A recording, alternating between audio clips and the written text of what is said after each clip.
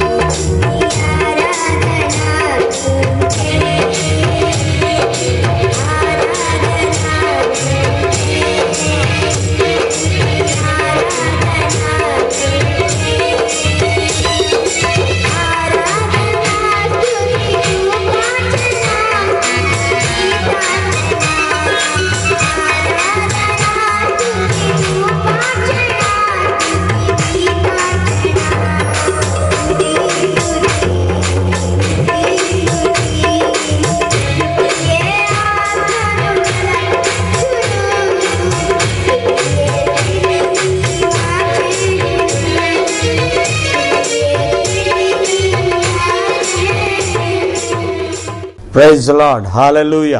ప్రభువైన యేసుక్రీస్తు వారి ఘనమైన నామం పేరిట మరొక సమయం మందు మరుగై ఉన్న మన్నాను మా ఈ టీవీ కార్యక్రమాన్ని అందించే భాగ్యాన్ని దేవాదేవుడు అనుగ్రహించిన విధానాన్ని బట్టి దేవుని స్తుతిస్తూ మీ అందరికీ నా యొక్క శుభాభివందనాలు తెలియజేస్తా ఉన్నాను. ప్రియులారా, ఈ సమయం మందు కొద్ది నిమిషాలు మనం దేవుని వాక్యాన్ని విందాం.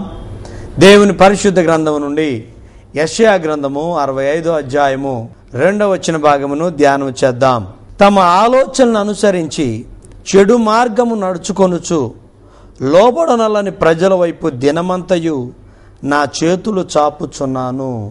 యేసయ్యానికి స్తోత్రం తండ్రి.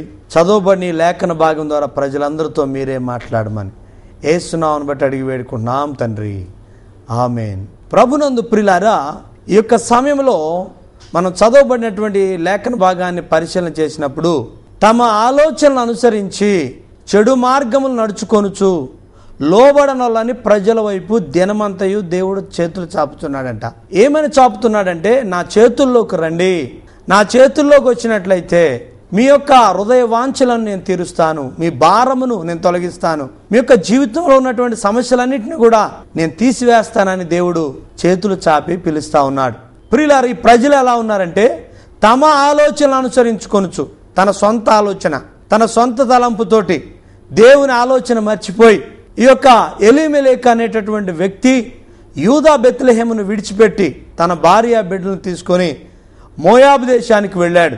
ఎవరి ఆలోచనతో వెళ్ళాడంటే, తన సొంత ఆలోచనతో వెళ్ళాడు. ఆ యొక్క యూదా బెత్లెహేము అనే దేశంలో కరువు వచ్చినప్పుడు దేవుని సన్నిధిలో కనిపెట్టి ప్రార్థించకుండా, దేవుని సన్నిధిలోకి రాకుండా, తన సొంత ఆలోచనతోటి మోయాబు దేశానికి వెళ్ళి అతడు మళ్ళా తిరిగి రాలేదు. తన 2 బిడ్డలు చనిపోయారు, తను చనిపోయాడు. తన యొక్క భార్య, తన కోడళ్ళు ముగ్గురు కూడా విధవరాళ్ళుగా మార్చబడ్డారు. సోదరి సోదరులారా, నీ ఆలోచన ప్రకారంగా నువ్వు నడిచినట్లయితే నష్టపోతావు, కష్టాల్లో పడతావు. దేవుడు అంటున్నాడు, నీ ఆలోచన విడిచిపెట్టి నా చేతుల్లోకి రా. దేవుని యొక్క చేతుల్లోనికి వచ్చినట్లయితే దేవుడు నీకు అనుగ్రహించే ఆశీర్వాదాలు ఏంటో ఈ సమయంలో మనము ధ్యానం చేద్దాం, తెలుసుకుందాం. హల్లెలూయా. ప్రభునందు ప్రియులారా, దేవుని యొక్క చేతుల్లోకి మనం వచ్చినట్లయితే ఆయన చేతులు మన జీవితాలను ఏ విధంగా ప్రభావితం చేస్తాయంటే, మన జీవితాలను ఏ విధంగా ఆశీర్వదిస్తాయంటే, పేతురు రాసినటువంటి మొదటి పత్రిక 5వ అధ్యాయము 6వ వచనాన్ని మనం ధ్యానం చేద్దాం. దేవుడు తగిన సమయమందు మిమ్ములను హెచ్చించునట్లు బలిష్టమైన ఆయన చేతి క్రింద మీరు దీన మనస్కులయుండుడి.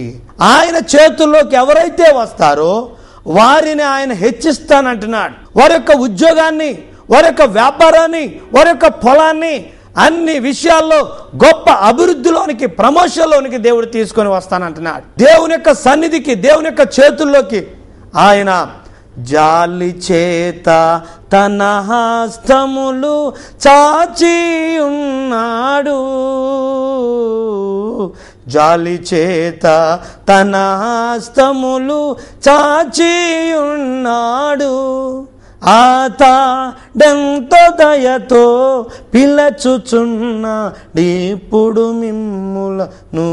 నా కుమారుడు ఎందుకు చెడిపోతావు, నా కుమార్తె ఎందుకు కష్టాల్లో పడతావు అని ఆయన జాలి చేత దినమంతయు, 1 గంట కాదండి, 2-3 గంటలు కానే కాదు, కానీ దినమంతయు, ప్రతి దినము, ప్రతి నెల, ప్రతి వారం, ప్రతి సంవత్సరం, నీ జీవితాంతం వరకు కూడా నీవు ఆయన చేతుల్లోకి వచ్చేంత వరకు ఆయన చేతులు చాపుతున్నాడు. ఎందుకు చాపుతున్నాడంటే, నిన్ను హెచ్చించాలని, నీ దరిద్రత తీసివేయాలని, నీ వేదన తొలగించాలని, నీ అప్పులు తొలగించాలని, నీ యొక్క జీవితంలో ఉన్నటువంటి కన్నీరుని తుడిచివేయాలని ఆయన చూస్తా ఉన్నాడు. రానాయన, నా చేతుల్లోకి వచ్చినట్లయితే నేను నిన్ను హెచ్చిస్తాను. తగిన సమయమందు మనం హెచ్చించబడాలంటే, తగిన సమయమందు మనము ఆశీర్వాదాలతో నింపబడాలంటే ఆయన చేతుల కింద దీన మనస్కులమై ఉండాలి, తగ్గించుకొని ఉండాలి. దేవుని బిడ్డలారా, ఎవరు హెచ్చించబడతారంటే దీన మనస్సు కలిగినటువంటి వారు.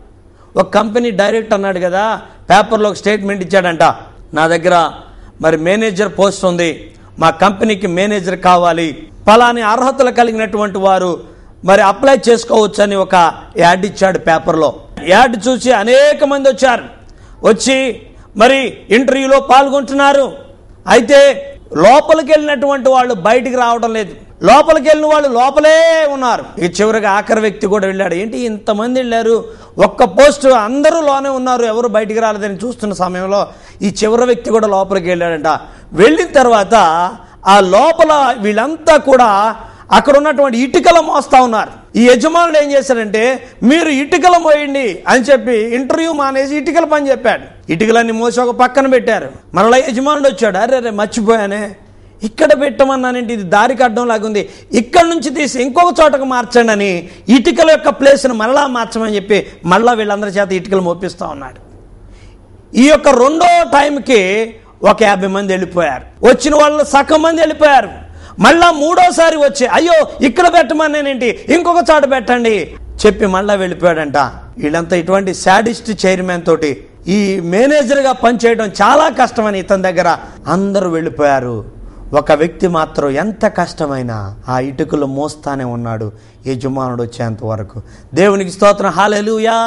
దీనుడై యజమానుడు చెప్పిన పనల్లా చేస్తూ ఉన్నటువంటి ఈ యొక్క వ్యక్తిని చూచి, ఇలాంటి వ్యక్తే నమ్మకమైన వ్యక్తి, ఎంత కష్టమైనా, ఎంత భారమైనా, ఎంత శ్రమైనా నా యొక్క మేనేజర్ పోస్ట్కి నీవే యోగ్యుడివి, అర్హుడు అని చెప్పేసి నమ్మకంగా దీనుడై పనిచేస్తున్నటువంటి ఆ యొక్క యవనస్తుడికి ఆ మేనేజర్ పోస్ట్ ఇచ్చాడు. దేవుని బిడ్డలారా, నీవు కూడా హెచ్చించబడాలంటే దేవుని యొక్క సన్నిధిలో దీనుడు అయి తగ్గించుకొని, తొందరపాటు లేకుండా, ఏ విధమైనటువంటి కంగారు పడకుండా దేవుడిచ్చేంత వరకు నువ్వు కనిపెట్టినట్లయితే నువ్వు గొప్ప దీవులతో నింపబడతావు. ఇది నాన్న దైవజనుడు బ్రదర్ ఏసన్న గారు ప్రభు సన్నిధికి చేరి ఉన్నారు. ఆయన ప్రారంభ దినాల్లో ఆయన యొక్క సాక్ష్యం, ఆయన యొక్క బరియల్ సర్వీస్ దగ్గరికి వెళ్ళినప్పుడు అక్కడ చెప్తున్నటువంటి విషయాన్ని నేను విని చాలా ఆశ్చర్యపోయాను. దైవజనుల యొక్క బట్టలన్నీ కూడా అతడు ఉతికేవాడంట, లాట్లుగా దైవజనుడైన ఏసన్న గారు. ప్రియులారా, మరి తిండి లేక ఉన్నటువంటి స్త్రీలు భోజనానికి పిలిస్తే యజమానులు వచ్చి ఆ భోజనంలో అతన్ని ఉమ్ము వేసి అవమానించినా సరే తగ్గించుకొని దేవుడిచ్చేంత వరకు లోబడి ఉన్నాడు. కాబట్టి ఇది నాన్న ఆంధ్ర రాష్ట్రంలోనే, ప్రపంచవ్యాప్తంగా ఉన్నటువంటి దేశాలన్నింటిలోనే ఒక గొప్ప దైవజనుడిగా పేరు సంపాదించుకొని ప్రభు దగ్గరికి వెళ్ళాడు. అక్కడ ఉన్నటువంటి మందిరాన్ని దర్శించినప్పుడు సొలొమోను ఏ విధంగా అలంకరించాడో ప్రతి వస్తువును కూడా అంత క్రమంగా, అంత జ్ఞానంగా అలంకరించబడ్డాయి. ఒక్కడగా ప్రారంభించబడినటువంటి ఆ యొక్క సేవ విస్తరించబడింది. ఎందుకని? దీనుడుగా తగ్గించుకున్నాడు. కాబట్టి నువ్వు హెచ్చించబడాలంటే దేవుని చేతుల్లోకి నువ్వు రావాలి. దేవుని చేతులు హెచ్చించే చేతులు, దేవుని చేతులు ఆశీర్వదించే చేతులు. ప్రియులారా, దావీదు దీనుడుగా తండ్రి చెప్పిన మాటల్లో వినుకుంటా తండ్రితో నడుస్తూ ఉన్నాడు. గొర్రెలు కాసేటటువంటి దావీదు ఇజ్రాయెల్ దేశానికి, ఇజ్రాయేలుకి గొప్ప మహారాజుగా చేయబడ్డాడంటే అతని యొక్క తగ్గింపు, అతని యొక్క దీనత్వము దేవుని చేతుల్లోకి నువ్వు వచ్చినట్లయితే, నీ ఆలోచనలు విడిచిపెట్టి అది చేద్దాం, ఇది చేద్దాం, అక్కడికి వెళ్దాం, ఇక్కడికి వెళ్దాం అని ఆలోచించుకుంటున్నావేమో, నువ్వెన్ని చేసినా వ్యర్థం, నీ తలంపులు వ్యర్థం. దేవుని చేతుల్లోకి వచ్చి నువ్వు లోబడి ఉన్నట్లయితే ఆయనకు నువ్వు హెచ్చించబడతావు. హల్లెలూయా. దేవుని చేతులు ఏం చేస్తాయంటే, కీర్తన గ్రంథము 18వ అధ్యాయము 16వ వాక్యాన్ని చదువుకుందాం. ఉన్నత స్థలం నుండి చేయి చాపి ఆయన నన్ను పట్టుకొని మహాజలరాశుల్లో నుండి తీసెను. బలవంతులకు పగవారు నన్ను ద్వేషించున్నారు, నాకంటే బలిష్ఠులుగా వారి వశమున పడకుండా ఆయన నన్ను రక్షించెను. ప్రియులారా, ఆయన చేతులు రక్షించే చేతులు. బలవంతులకు పగవారి చేతిలో నుండి నన్ను రక్షించాడు దేవుడు అని చెప్పి సాక్ష్యం చెప్తున్నాడు దావీదు. ఇదిగో ఆయన ఉన్నత స్థలముల నుండి తన చేయి చాపి నన్ను పైకి లేవనెత్తాడు. ఆయన చేతులు రక్షించే చేతులు, ఆయన చేతులు కాపాడే చేతులు. ఆయన చేతుల్లోకి ఎవరైతే వస్తారో ఆయన యొక్క బలవంతుడు, ఆ బలిష్టమైన చేతులు అని రాయబడి ఉంది. బలిష్టమైన చేతులు అంటే ఆయన చేతులు తన పుడిసెటతో సముద్రమును కొలిశాడు, తన జానతో ఆకాశమును కొలిశాడు, తన చేతులతో ఈ యొక్క పర్వతములు తూశాడు. అవే బలవంతులైన చేతులు, కానీ బరువు మీద పెట్టే చేతులు కాదు అవి. ఈ యొక్క బలమైన చేతుల కిందకు నువ్వు వచ్చినట్లయితే, యేసయ్య హస్తాల చాటుకు నువ్వు వచ్చినట్లయితే ఆయన నిన్ను తప్పిస్తాడు, ఆయన నిన్ను రక్షిస్తాడు, కాపాడుతాడు. దావీదు అంటున్నాడు, బలవంతులకు పగవారి చేతిలో ఆయన నన్ను తప్పించాడు, ఆయన హస్తము చేత ఆయన నన్ను లేపాడు. బలవంతుడు గొలియాతు, బలహీనుడు దావీదు. ఇదిగో ఈ గొలియాతు చేతులను దావీదును దేవుడు కాపాడి రక్షించాడు. ప్రియులారా, ఆయన చేతుల్లోకి వస్తే నువ్వు క్షేమంగా ఉంటావు. ఆయన చేతులు శత్రు బారి నుండి కాపాడే చేతులు, రక్షించే చేతులు. దేవుని బిడ్డలారా, ఇంకా ఆదుకునే చేతులు. ఆయన చేతులు నిన్ను ఆదుకుంటాయి, నిన్ను కాపాడుతాయి, ఏ అపాయం రాకుండా నిన్ను రక్షిస్తాయి. ప్రియులారా, ఒక విశ్వాసికి ఒక రాత్రికాల సమయంలో ఒక కళ వచ్చిందంట. ఆ కళలో సముద్రపోటున ఒక పెద్ద పాదాలు, చిన్న పాదాలు ముద్రలుగా పడి ఉన్నాయంట. దేవుని అడుగుతున్నాడు, దేవా ఇదిగో నా తండ్రి, ఈ యొక్క సముద్రపోటున ఉన్న పాదాలు ఏమిటి పాదాలు అని అడిగితే, అయ్యా ఇవి పెద్ద పాదాలు నావి, చిన్న పాదాలు నీవి అన్నాడు. కొద్ది దూరం పోయిన తర్వాత చిన్న పాదాలు కనపట్టలేదు. ఏడుస్తా ఉన్నాడు, అయ్యా ఏ సముద్రంలో మునిగిపోయాను నేను, నా పాదాలు కనబట్టలేదు, నన్ను ఎవరు ఎత్తుకెళ్ళిపోయారు, నేను చచ్చిపోయానా బ్రతుకున్నానా అని ఏడుస్తుండే యేసయ్య అన్నాడు కదా, నా కుమారుడా నీ పాదాలు ఎందుకు లేవంటే అపాయం వచ్చినప్పుడు నేను నిన్ను ఎత్తుకున్నాను. దేవునికి స్తోత్రం. హల్లెలూయా, హల్లెలూయా. నా ప్రియ సోదరి సోదరుడా, రక్షించే చేతులు ఆయన చేతులు, శత్రు బారి నుంచి కాపాడే చేతులు, తప్పించే చేతులు, అపాయంలోని తప్పించే చేతులు. 2008 సంవత్సరంలో కృష్ణా జిల్లా బోర్డర్లో ఉన్నటువంటి ఒక గ్రామంలో దేవుని వాక్యాన్ని ప్రకటించడానికి నాగార్జున సాగర్ కాలువ మీద వెళ్తున్నాం. 50 అడుగుల లోతులో ఉంది ఆ కాలువ. గట్టు దిగి అవతల గ్రామానికి వెళ్ళాలి. ఆ యొక్క కాలువ గట్టు ఎక్కుతున్న సమయంలో చాలా పైకి ఎక్కిన తర్వాత మా యొక్క ఆటో 1998 సంవత్సరంలో సేవా పరిచర్యలో జరిగిన విషయాన్ని మీకు చెప్తున్నాను ప్రియులారా. ఎక్కుతుండగా ఆటో మధ్యలో ఆ యొక్క వీల్ రాడ్ ఇరిగిపోయింది. బ్రేకులు పనిచేయడం లేదు. ఇక పైకి ఆటో ఎక్కట్లేదు. ఒక్కసారిగా ఆటో అంతా కాలువలోకి దాదాపు 50 అడుగుల లోతులోకి ఈ యొక్క ఆటో స్పీడ్కి వెళ్ళిపోతా ఉంది. 4 దైవజనులు ఉన్నాం. ఇక ఒకే కేక వేశాం, యేసయ్యా. ఇక చనిపోయినటువంటి పరిస్థితి అయిపోయింది. ఆ కేక వేసిన తర్వాత ఆటో సడన్ గా ఆగిపోయింది. హల్లెలూయా. ఇంకా మాకు ప్రాణాల మీద ఆశ లేదు, ఆటో ఆగిపోయింది. అలాంటి ప్రాణాలు అరచేతుల్లో పెట్టుకుంటున్నా మా యొక్క ఆటో ఎలా ఆగింది అని చెప్పి కిందకు చూస్తే ఎర్జిలోకి వచ్చి ఆగింది. ఆ కాలువ యొక్క లోయలో ఎర్జిలోకి వచ్చి ఆగింది. ఏంటని చూసుకుంటే చిన్న రాయి దానికి అడ్డుపడింది. అది చిన్న రాయి కాదండి, దేవుని యొక్క హస్తము ఆటోను పట్టుకుంది. దేవుని స్తోత్రం. హల్లెలూయా. తప్పించే చేతులు ఆయన చేతులు.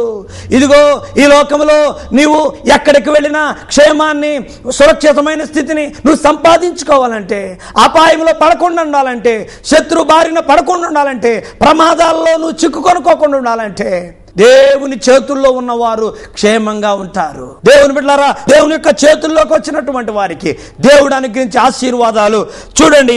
మార్కు సువార్త 1వ అధ్యాయము 41వ వచన భాగాన్ని మనం ధ్యానం చేసినప్పుడు అక్కడ దేవుని యొక్క చేతుల్లోకి వచ్చిన వారిని దేవుడు ఏ విధంగా నడిపిస్తాడు, ఏ విధంగా కాపాడుతాడు, ఆశీర్వదిస్తాడు అంటే, ఆయన కనికరపడి చేయి చాపి వానిని ముట్టి నాకిష్టమే నీవు శుద్ధుడవు కమ్మని వానితో చెప్పెను. ఆయన చేతులు స్వస్థపరిచే చేతులు. ఇశ్రాయేల్ దేశంలో కుష్ఠరోగులు ఊరు బయట ఉన్నటువంటి కుష్ఠరోగుల యొక్క శాలలో ఉండాలి. వాళ్ళు ఊళ్ళోకి రావడానికి లేదు. యేసయ్య కొండ మీద ప్రసంగం చేస్తా ఉన్నారు. ఆ ప్రసంగం వినడానికి ఒక కుష్ఠరోగి వచ్చాడు. వింటూ ప్రయాసపడి భారం మోసుకున్న సమస్యలారా నా యొద్దకు రండి అని ప్రభు చెప్తుండగా ఏడ్చుకుంటూ, యేసయ్యా నీకు ఇష్టమైతే నన్ను శుద్ధుడిగా చేయి అని చెప్పి ప్రియులారా అడిగినప్పుడు ఈ యొక్క కుష్ఠరోగిని చూసి అందరు పారిపోయారు. బంధువులు త్రోసివేశారు. అందరూ కూడా అసహించుకున్నారు. యేసయ్య ప్రేమగల దేవుడు ఆయన చేతుల్లోకి వచ్చిన ఈ కుష్ఠరోగిని ఏం చేస్తున్నాడంటే, నాకిష్టమే నీవు శుద్ధుడవు కమ్ము. కాలాలు మారిన కరిగిపోని ప్రేమ కలువరిలో చూపిన క్రీస్తేసు ప్రేమ, ప్రాణ స్నేహితుడై ప్రాణమిచ్చిన ప్రేమ, పరలోకమునకు నిన్ను చేర్చు ప్రేమ, ప్రేమ